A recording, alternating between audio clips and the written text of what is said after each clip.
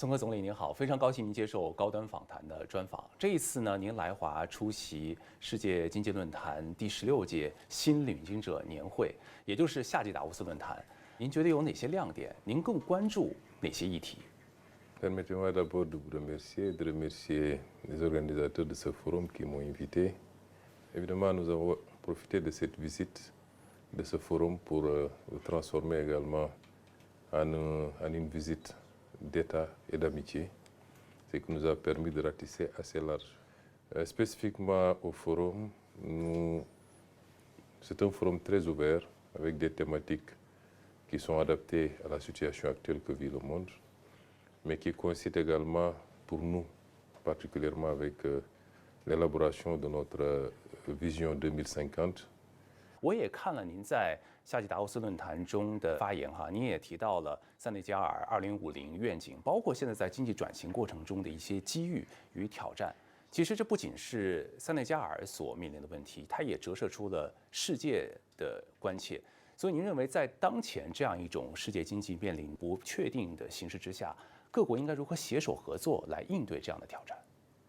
Oui, ces défis sont des défis mondiaux, comme vous l'avez dit, mais qui se posent différemment selon les pays. Il est évident qu'à chaque fois qu'il y a des chocs, les pays les moins développés comme les nôtres le ressentent plus durement que les pays les plus avancés, les grandes puissances comme les États-Unis, comme l'Union européenne. L'humanité connaît de ces tournants à échéances périodiques et nous sommes à ce tournant où tous les continents, toutes les nations, tous les pays doivent se déterminer, se réorganiser pour pouvoir, pour ne pas rater le train du changement qui se profile. Les règles qui doivent asseoir les relations entre États, quelle qu'en soit la taille, la puissance, la capacité, les relations doivent être basées sur d'abord le respect mutuel, c'est extrêmement important. Elles doivent être basées sur l'équilibre, le gain partagé mutuellement. Elles doivent aussi être partagées sur le multilatéralisme. Les règles qui sont établies de commun accord à travers des discussions, par exemple les règles commerciales dans le cadre de l'OMC, doivent être des règles qui s'appliquent à tous. Et aucune partie ne doit pouvoir, parce que les règles ne l'arrangent plus, parce qu'elle sent qu'elle perd plus ou moins le pouvoir, la puissance et l'avance qu'elle avait, aucune partie ne doit pouvoir se lever toute seule et dire je dénonce les règles ou je change les règles du jeu. Se dessine ce profil avec une reconfiguration où le Sud global est en train de reprendre pied, comme on dit, est en train de devenir le moteur de la croissance mondiale, est en train de reprendre une place privilégiée, pour ne pas dire la première place, le Sud global, tiré notamment par la Chine, que nous félicitons pour les progrès extraordinaires qui ont été réalisés en si peu de temps et qui découlent de beaucoup d'abnégation, de beaucoup de discipline, d'organisation, mais beaucoup de conviction. Et cela doit inspirer tout le reste des pays du Sud. 此次中国之行，孙科总理先后到访浙江杭州、天津和北京，感受中国在数字经济、人工智能、智慧物流等领域的前沿脉动与创新成果。在杭州，他了解跨境电商平台的运作，以及脑机接口、智能仿生手等产品发展与应用。在天津，他参观天津港，询问零碳码头的建设经验。还在鲁班工坊体验中华建筑技艺。从天津到北京，孙科总理乘坐高铁，感受了中国速度。这一次访华呢，是您就任总理之后第一次访华。我们注意到您去了杭州、天津，然后现在呢，咱们是在北京，而且啊，您是参访了很多种不同类型的企业。我看有像数字经济、有科技创新企业有新能源企业，还有像智慧物流、交通这样的企业。在整个这个过程中，您对哪些方面印象最深刻？ La première étape de cette visite qui s'est déroulée à Hangzhou, une étape extrêmement importante. Et jusqu'à ce matin, d'autres accords ont été signés avec des institutions. La Chine est un partenaire important.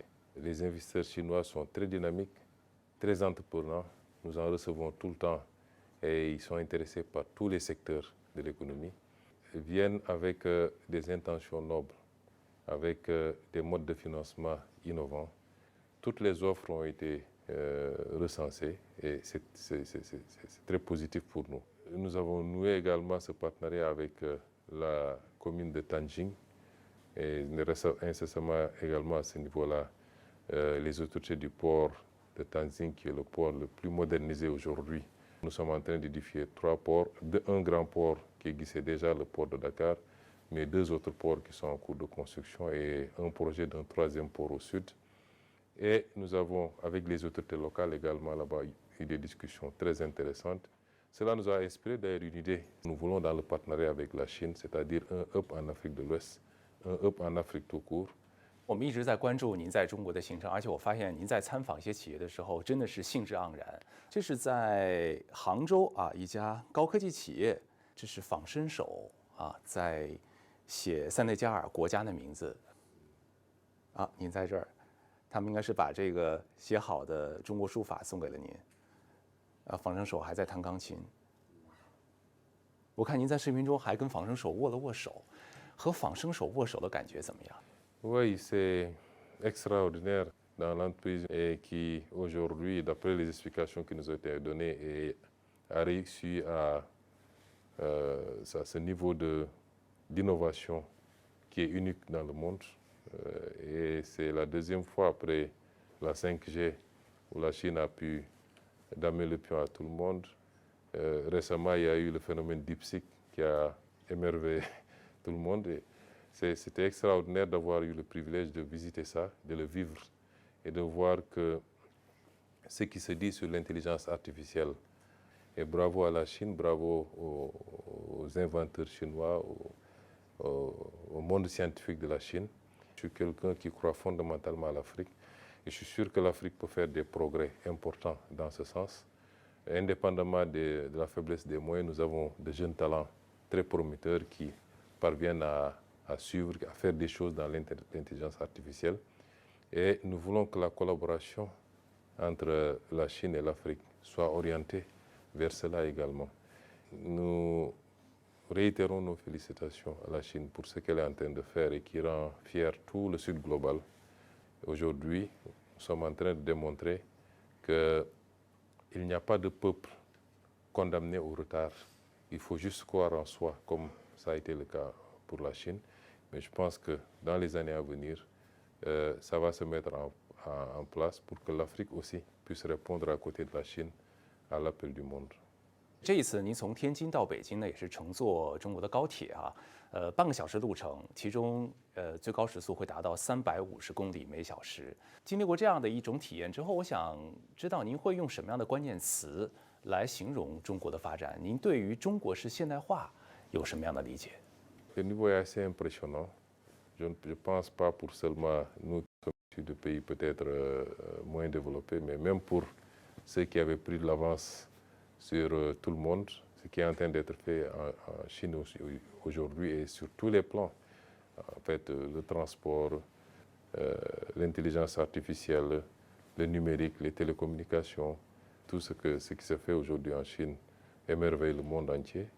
Et je dirais que ce qui est impressionnant, c'est votre capacité à l'adapter à vos réalités, à garder votre originalité en tant que Chinois sur le plan culturel, sur le plan des valeurs. Et ça, c'est inspirant en tout cas, pour tout le reste du monde et en particulier pour l'Afrique. 新一届塞内加尔政府啊，正在致力于推进系统变革，强化国家治理能力的建设。我知道您曾经读过习近平谈治国理政，在书中有哪些内容让您产生了共鸣？您是如何理解习近平主席他的治国理政思想？ Nous avons lu le président Xi, comme vous dites, nous suivons ses discours. Je crois que les règles de gouvernance qui produisent des résultats sont quasi universelles. Maintenant, les adapter selon les réalités des pays, les contextes, les cultures, les croyances, c'est ça qui peut différer.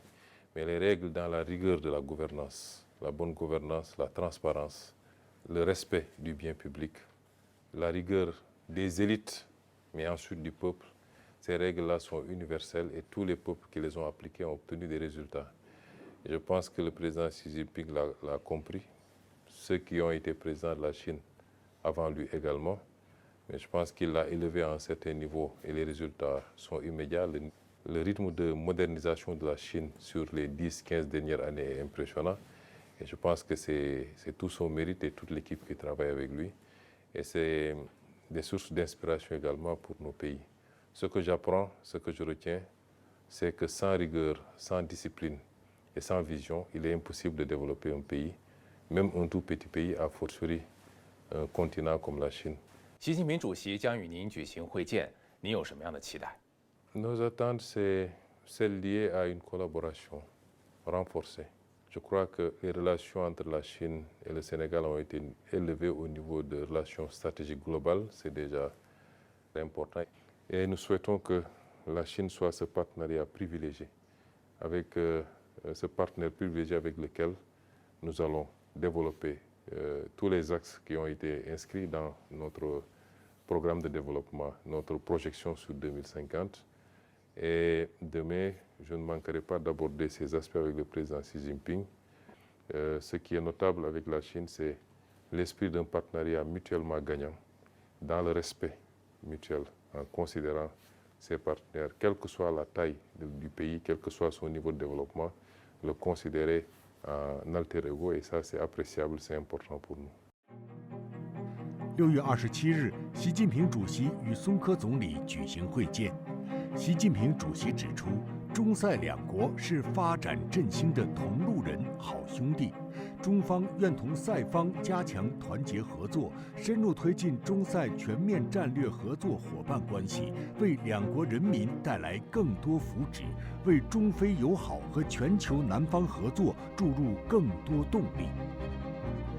中国已连续16年保持非洲第1大贸易伙伴国地位。去年，在中非合作论坛北京峰会上，中方宣布给予包括塞内加尔在内的33个非洲国家零关税待遇。随着共建“一带一路”倡议的高质量深入推进，中国和塞内加尔的合作从农产品贸易、基础设施建设扩展到新能源、数字基础设施建设等领域。长期以来，两国在多方面的合作已经取得了实实在在的成果，也是惠及了两国人民。所以，您会怎么来评价两国当下的关系？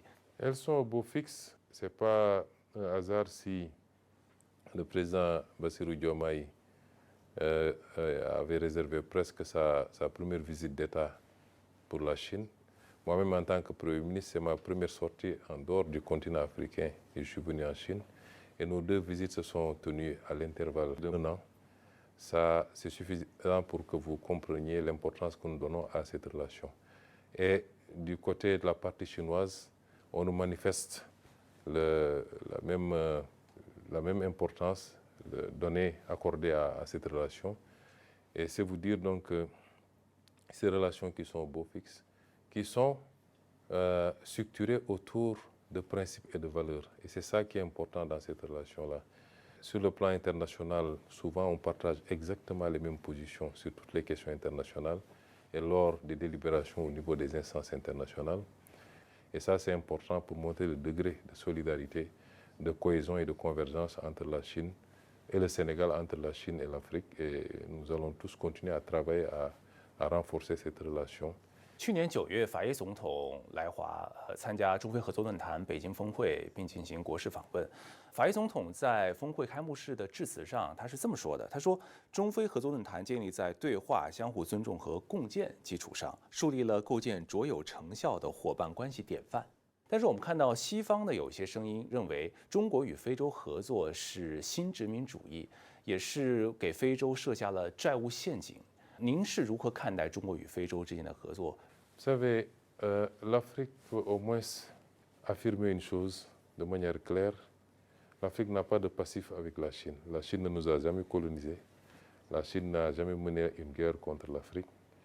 La Chine ne nous a jamais causé de problèmes. Aussi loin que remonte l'histoire, je crois que les relations entre la Chine et l'Afrique ont été toujours des relations, j'allais dire, synalagmatiques, ouvertes, basées sur le consentement. Souvent, on dit que la Chine nous écoute. Et je considère donc que ce débat sur le néocolonialisme est un faux débat. Et je pense que beaucoup de discours sont plus liés à la peur que génère la montée en puissance de la Chine pour certaines anciennes puissances. Ils pensent qu'en disant cela, peut-être ça amènera les Africains à avoir peur de la Chine ou à se détourner de la Chine. Mais c'est méconnaître l'Afrique. Et ces discours sont des discours d'ailleurs infantilisants pour l'Afrique.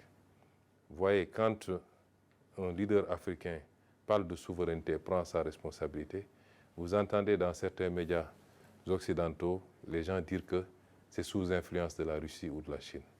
Vous croyez que nous n'avons pas le bagage intellectuel, les capacités de réfléchir par nous-mêmes, de concevoir par nous-mêmes et défendre nos intérêts, pour que nous soyons sous l'influence de la Chine ou l'influence de la Russie? C'est parce que ceux qui disent ça ont toujours conçu les relations à l'Afrique comme cela. Et ils pensent que si l'Afrique tourne le regard vers quelqu'un d'autre, c'est parce qu'elle a été influencée ou dominée. Et je ne conçois pas, moi, les relations sous ce rapport. Et je vois qu'en tout cas, depuis que nous sommes aux affaires, tous les contacts qu'on a eus avec la Chine sont des contacts basés sur le respect, sur le souci d'un progrès partagé, d'une croissance partagée. 塞内加尔也是第一个同中国签署“一带一路”合作文件的西非国家。现在的两国的合作已经是走入了高质量快车道。去年法耶总统在访华的时候也明确表示，他非常欢迎共建“一带一路”倡议，认为这个倡议对于非洲的基础设施建设，包括像港口、机场、公路、铁路等等，都做出了巨大的贡献。那您对中国同塞内加尔在“一带一路”框架下的合作有什么样的展望？ Pour moi, l'offre de la ceinture et de la route est une offre originale, une offre ambitieuse qui découle d'une vision et d'un leadership éclairé du président Xi Jinping. Le Sénégal a été le premier pays en Afrique de l'Ouest à adhérer à cette offre. Et c'est une offre effectivement qui se soucie d'une prospérité partagée. Et c'est ça le plus important. Parce que, vous l'avez dit, en si peu de temps, des réalisations concrètes ont poussé un peu partout en Afrique à partir de cette offre. À la base, je pense que chaque pays a pu discuter selon le mieux de ses intérêts, parce que ce n'est pas un schéma global unique à appliquer à tout le monde. Les préoccupations des pays ne sont pas les mêmes. Certains pays veulent des infrastructures sportives, d'autres veulent des routes et des autoroutes, d'autres veulent de l'industrie, et ainsi de suite. Et selon les demandes, chaque pays va discuter avec la Chine pour essayer de tirer le meilleur profit de cette initiative. Et l'offre commence par la conception elle-même. C'est pourquoi depuis que nous sommes arrivés, nous avons initié nous aussi un travail, pas seulement au Sénégal, mais dans toute la sous-région ouest africaine. Et nous discutons avec nos voisins sur la manière de mutualiser sur un certain nombre de routes. Ce qui a été fait récemment dans le dernier FOCAC est appréciable avec les 10 actions préconisées par le président Xi Jinping. Mais nous pensons que nous devons tous ensemble nous préparer à ces prochaines étapes, à ces prochaines échéances. 塞内加尔有很多的优势传统产业，比如像渔业啊、碳酸盐，还有就是花生。塞内加尔被称为是花生之国。今天我们也是找到了来自塞内加尔的花生，我之前尝了一下，味道非常好。如果说让您为中国的消费者们推荐一下塞内加尔的花生，包括其他塞内加尔的优质的商品，您会怎么来推荐？ Oui, le Sénégal est un pays assez agricole, où on fait pousser pratiquement tout, du riz, des arachides, effectivement, c'est la culture commerciale principale, mais on y fait pousser également d'autres céréales telles que le mil, telles que le maïs, le sorgho. On y fait beaucoup de maraîchage. Il y a également beaucoup de produits d'arboriculture, de produits horticoles. Nous faisons énormément de fruits, surtout vers le sud du pays, mais également dans ce qu'on appelle la zone des Niayes, les mangues, les oranges, tout ce que vous voulez. Je crois que dans le cadre des échanges, nous, notre objectif, c'est d'abord d'accroître la production, parce que nous avons des rendements assez faibles. Il y a des accords qui existaient déjà et que nous allons développer pour que les instituts de recherche sénégalais et chinois puissent évidemment, ah oui, ça c'est notre arachide, pour que nos instituts de recherche puissent collaborer pour bénéficier de la technologie et des techniques chinoises d'amélioration des rendements.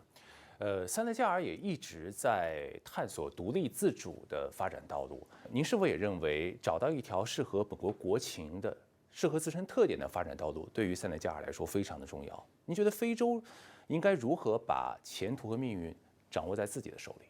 Et dans ce qui se dessine actuellement au niveau du monde, rassurer la Chine que les Africains désormais ont bien compris. Il y a eu pendant des années beaucoup de pollution dans la communication qui tendait à montrer certains modèles ou certains pays comme étant des modèles problématiques. Mais je crois qu'aujourd'hui, nous, notre génération, nous avons ouvert les yeux depuis longtemps. Et dans notre combat politique, nous avons toujours considéré que le partenariat le plus fiable, c'est celui qui est basé sur le respect mutuel, sur la préoccupation de chacun de pousser les autres à avancer. Et ce que la Chine fait avec l'Afrique, c'est pourquoi nous tenons à cette relation. 近几个月来呢，美国一直在挥舞关税大棒，对所有的贸易伙伴加征关税。但是美国其实忽略了一个基本事实，就是美国本身也是在国际贸易中大量的获益。您怎么看待这样一个滥征关税的行径？国际社会应该如何来面对这样一个情况，来维护公开市场和自由贸易？ De plus en plus, la notion d'ordre international, la notion de règles internationales, la notion même de communauté internationale perd de son sens. Parce que nous avons certains pays, du fait de leur puissance, qui pensent pouvoir de manière unilatérale à chaque moment de l'histoire imposer seuls les règles. Mais c'est ces pays qui ont créé ces règles-là. Parce qu'ils se sentaient tout puissants et pensaient que ça allait leur profiter au détriment du reste du monde. Aujourd'hui, que les choses ont tendance à s'équilibrer, ils veulent sortir de ces règles ou imposer des règles différentes. Je pense qu'aujourd'hui, ce qui se fait dans le sud global et au niveau des BRICS est assez important et c'est un travail qu'il faut continuer pour un monde beaucoup plus équilibré, beaucoup plus multilatéral. Et pour un continent comme l'Afrique, nous devons profiter de cette situation. 明年塞内加尔将会主办第4届青年奥运会，这也是非洲国家第一次主办奥林匹克的相关赛事啊。我们知道塞内加尔的强项有足球，包括摔跤。现在塞内加尔青奥会的准备工作怎么样？ Oui, nos athlètes sont en train de se préparer. Le pays, de manière générale, est en train de se préparer, malgré la situation difficile dont nous avons hérité. Mais c'est important toujours de voir d'où on part. Les travaux vont bon train. Et il y a certains travaux d'ailleurs qu'on fait avec la collaboration de la Chine. Et j'en profite pour remercier la Chine qui nous a offert, je crois, plus de 87 ou 90 bourses pour les athlètes pour une période de 2 mois pour qu'ils viennent se préparer ici en Chine. C'est nous qui organisons et nous voudrons en tout cas en sortir avec le maximum de médailles. Et nous espérons également que la Chine fera une bonne participation à ces Jeux. 所以刚才咱们谈到了体育，您觉得包括体育在内，包括人文交流在内，中塞两国之间未来还有什么样的合作契机？ Je pense qu'il y a plus de similitudes qu'on pense entre nos différentes cultures. Quand on est en Chine, on n'est pas très dépaysé quand on fréquente les Chinois, quand on discute avec les Chinois. Vous êtes assez africain, contrairement à ce que peut-être nous on a pu penser de loin. Et ça se reflète également sur le plan culturel. Beaucoup d'étudiants sénégalais viennent se former en Chine dans le domaine de l'agronomie, des nouvelles technologies et beaucoup d'autres domaines. Les arts martiaux chinois sont très pratiqués au Sénégal déjà. Pratiquement le kung fu et tous les autres arts sont pratiqués au Sénégal. Et je pense que nous pourrons donner une nouvelle dimension également à cette coopération culturelle et sportive. 今年是中国人民抗日战争暨世界反法西斯战争胜利80周年。面对依然充满了挑战的世界秩序，您觉得那样一段历史对于当今世界来说有什么样的启示？ Oui, vous savez, dès qu'on est arrivé, nous, pendant tout le temps, nous avions beaucoup insisté sur le devoir mémoriel. Un pays qui n'a pas de mémoire est un pays qui ne veut pas tirer les leçons du passé et qui risque de subir à nouveau les affres de cette histoire. Ce matin, j'ai visité le mausolée du président Mao, qui, au-delà du président Mao, porte l'histoire de la révolution chinoise. Et j'ai été impressionné par la manière avec laquelle les Chinois conservent cette mémoire et l'enseignent, la transmettent, parce que c'est ça qui va permettre aux générations à venir. Puis nous avions toujours dit qu'il faut le devoir mémoriel, parce que les pays africains ont doublement subi la traite négrière, la colonisation, la néocolonisation, mais le pire de ce qu'ils ont subi, c'est l'effacement, la tentative d'effacement de leur mémoire. C'est-à-dire, c'est comme si on les interdisait de se rappeler de cette histoire et d'en parler. Les Africains ne parlent pas de la traite négrière. D'autres ont parlé des épreuves qu'ils ont subies. Certains ont même réclamé des réparations. Mais en Afrique, c'est comme si c'était tabou. La colonisation, les Africains n'en parlent pas. Et imaginez que jusqu'à une date récente, ou jusqu'au mois où je vous parle même, dans chacun des pays qui ont été colonisés en Afrique, vous avez encore des rues, des boulevards qui portent le nom des généraux qui nous ont colonisés, qui ont combattu nos parents, qui ont tué, etc., qui ont asservi, qui ont imposé les travaux forcés, qui ont pris des gens pour les amener combattre de force pour eux. Mais jusqu'à une date récente, on a encore les stigmates. Et c'est pourquoi moi, quand j'ai été élu maire de Ziguinchor, la première chose que j'ai fait, c'est de rebaptiser toutes les rues qui portaient encore les noms de l'ancien colonisateur. Vous avez si bien restauré cette mémoire pour que ça serve de ciment, mais également de moteur au peuple chinois pour rattraper son écart et prendre sa revanche sur l'histoire. Et ça, c'est extrêmement important. Je suis très content que vous nous ayez posé cette question parce que souvent on l'oublie.宋和总理，感谢您真诚的分享，谢谢您。